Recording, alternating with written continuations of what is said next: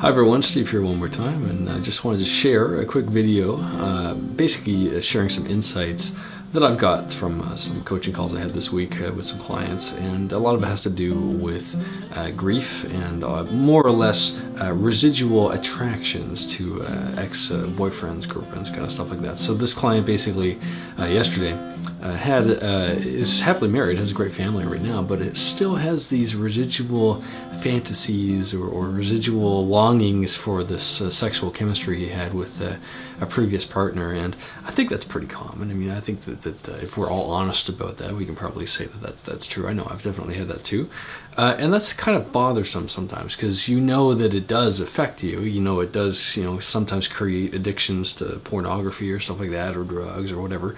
There's just all sorts of things that we might be doing as a behavior to try and maybe get away from this sense of that we're still attracted to something that we can't have anymore, and maybe that's driving us crazy. But I just want to share that what I've realized most recently and about the last 2 months, really from about the new year, I've had some real big transformations in terms of how I approach helping a person through problems like this, or challenges like this, not really problems. But I've had some big shifts in my understanding about how people actually process emotions, how people process and how they make up stories such as grief and stuff like that. And that's not to discredit the feeling of grief, but at the core of it, and I brought it back down to the basics of it, I started asking, why do we do this to ourselves? Why is it that we engage in this tormenting kind of state of mind? Why do we do this to ourselves? And what I realized is that grief is a cover story, usually for some kind of anger. But I've gone deeper from that now, because that anger was usually, in my opinion, was directed towards someone else. But now I realize that it's actually directed towards ourselves. And it's actually for an actual reason, which actually is sort of in our favor in that sense. So I just want to explain this a little bit. What I've discovered is that when people are grieving, what they're actually doing is they're escaping a feeling that they have inside, and the self-awareness, which is unconscious, about how little they gave back to what they gained from the person that they're missing. So there's this kind of internal feeling that I'm a douchebag, or I'm a dickhead, or an asshole, or something like that. So that's some of the common languages that people have bringing me. But because I now realize what this person provided for me, or what I perceive they gave me, and I can't see what I gave back for that, so I feel like a jerk. But what people do because of that is they avoid this under feeling, which is I didn't do anything for it. Then they make up a story that this person is somehow negative or mean or something, or toxic, and then what they do is they escape, and they have this grief to deal with that can linger for years or decades, and it doesn't really serve the growth of the individual, because grief does not exactly equal that you're going to actually learn maybe what you're not giving back. And it's interesting too, because what happens is when you're grieving, you're actually also not appreciating, because you don't really have grief for something that you've appreciated. I mean, if someone provides something to you and you really feel it and you integrate it and you see why it serves you, you see how it helps you feel, you don't really need to have that again, because you already got it. It's already integrated. That's a big piece that I want to share right now, which is there's a lack of, at least in my experience, working with clients who've worked with other coaches or therapists.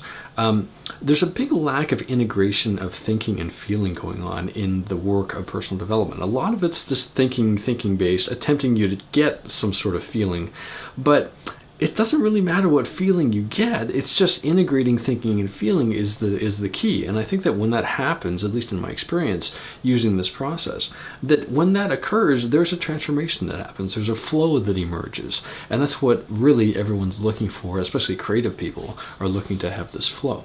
So what I've realized is that there's a way to hack that flow. And this is a very simple process. I'm just going to share a little bit about how I do this with a client. So I basically took my client and I said, okay, so what are you missing? What do you perceive you're missing? And he just shared a bunch of things, and I said, okay, so I could I could use a variety of different tools that I've learned over my lifetime here to deal with that. But I've realized that a lot of what I've learned up until this point and have utilized is effect management. It's not really cause management. So rather than look at, here are all the things that I'm missing and then deal with the grief, which is an effect, I'm going to the core of it as to why are we still holding on to that? Why are we still attached to that? And to me, that sounds more like a lack of integration, a lack of appreciation.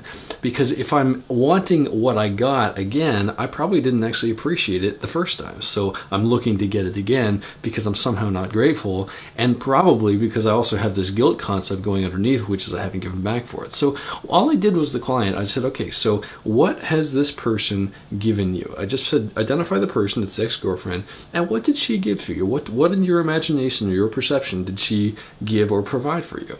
And we listed about 5 things that were very specific. All of them were pretty much sexual around her body, essentially, and that's just where he was in his mind. And then I said, great. So I went for each one, and I said, why was that important to you?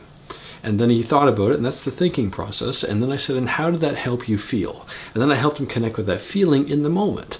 And that was a really important piece for him, because once I got him to feel all the feelings again for each item that he gave me, what happened was I said, so where's this ex-girlfriend right now? He says, I have no idea where she is right now. I think she's on a cruise ship. I said, but she's not here with you, right? He's like, no, of course not. I said, great, but you're still feeling those feelings. He says, yeah, that's an interesting point. Okay, I kind of get what you're saying. And that's just a proof that it's not the person that causes you to feel this way. It's your interpretation in your thinking about how important that was that allows you to create feelings. And you're not missing those feelings. They're just dormant because you've attached them to some external source, which is just not really serving you in that sense. So once I got that piece, I said, great. So let's take every piece that you perceive she gave you, and where did you provide that for her? And I just allowed him to see that he also gave that back to the same degree. And when that happened, there was this magical kind of shift that happened in his mind and his feelings, and he felt, oh my God, this is actually really neat. And it sounds weird, but it's true. There is some sense of peace or the sense of harmony or fulfillment or gratitude that just emerges for you, the person who I'm dealing with.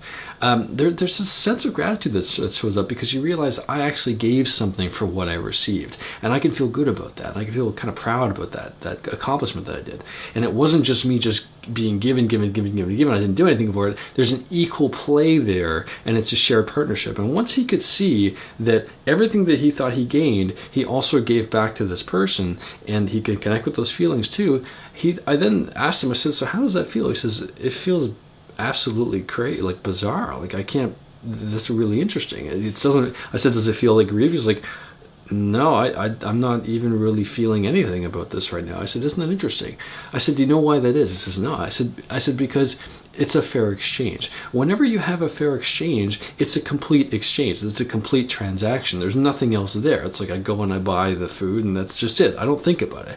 But if you have an unequal exchange in your life, you're going to run emotions about it, and you're probably maybe going to feel weird about it, or you're going to feel like you got too much or didn't get enough or whatever, or gave too much, didn't give enough. There's all sorts of variables like that. But what I found is that at the core of it, all the other emotions and all the other stories that we could run about these experiences in our lives are really come down to that. It's a basic level of fair exchange. And if you're able to consciously be aware of it and integrate it and feel it, it has a huge shift in your life, and the stories just dissolve because they're not even real anyway. They're just fabrications that we make up to try and avoid this sense that I didn't give anything for it, so thus I don't deserve it, and I don't know why I got it, and all these crazy questions that come up. All those things are just effects. But once you get down to this core point of fair exchange, it's really transformative, and it's completely changed how I work with clients. It's taken 2 to 3 or 4 hour consults down to 15 or 45 minutes sometimes with clients, and it's just magnificent. So that's what I've been up to with this new process that I shared about on Facebook a while ago.